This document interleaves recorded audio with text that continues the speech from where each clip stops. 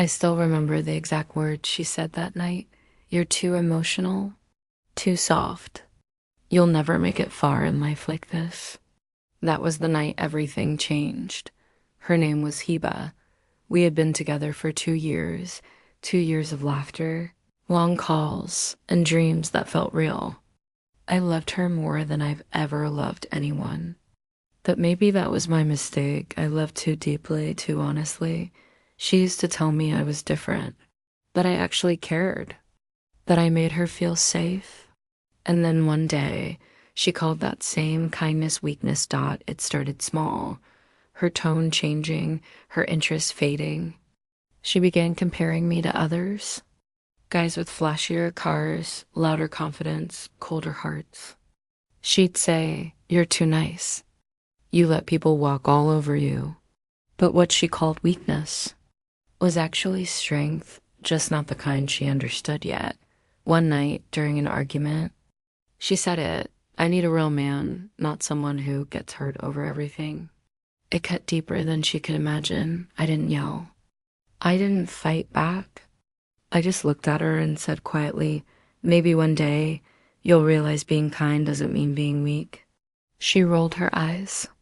We'll see, she said, and walked out of my life. For weeks, I replayed those words in my head. Weak dot, it echoed like a curse.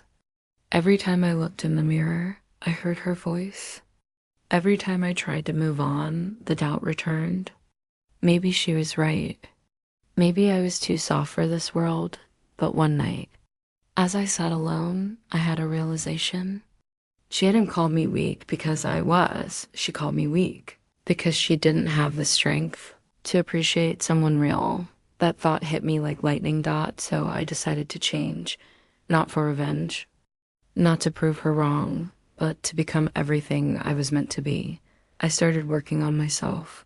I poured my pain into progress.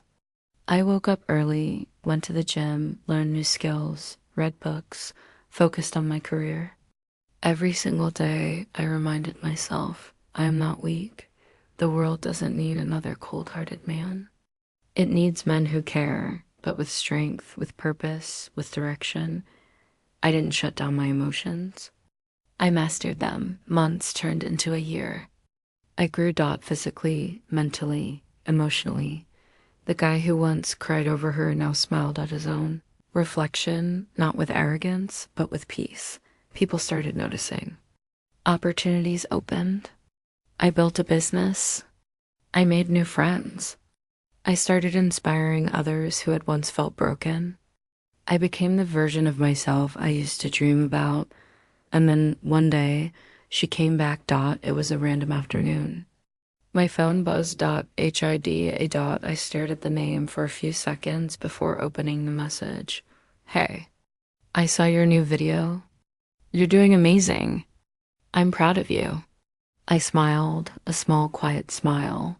I had started sharing motivational content online, telling people how to turn pain into power. The video she mentioned had gone viral, about learning to let go of people who don't value you dot, and now the same person who once called me weak was watching me win. She texted again. You've really changed. You look different, happier. I replied politely, I am. I hope you're doing well too. She took the bait, started talking about old times, about how things had been complicated, how she didn't mean what she said. But every word she typed reeked of regret, and I felt nothing but calm. A week later, she asked if we could meet just to talk. I agreed. Not because I wanted her back, but because I wanted closure. Not the kind she could give me, but the kind I could give myself. When she saw me, she froze for a second. You've really changed, she said softly. I smiled. No, I've just stopped apologizing for who I am. We talked for a while. She told me she was no longer with the guy she left me for, said he was confident but also cold, that he made her feel small, invisible dot, and in that moment, I saw it, the regret in her eyes. The same woman who once mocked my emotions now longed for the peace they brought. The same woman who called me weak now missed the strength It took to love her gently. Before leaving, she said, "You really became everything I always wanted." I looked at her and said, "No, Hiba, I became everything I needed." Then I walked away. Now, years later, she still follows my journey from afar.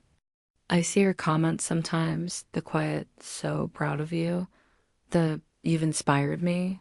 And maybe she really means it. Maybe she really regrets it. But that doesn't matter anymore, because the boy she once called weak became a man she'll never forget. I didn't win her back. I won myself.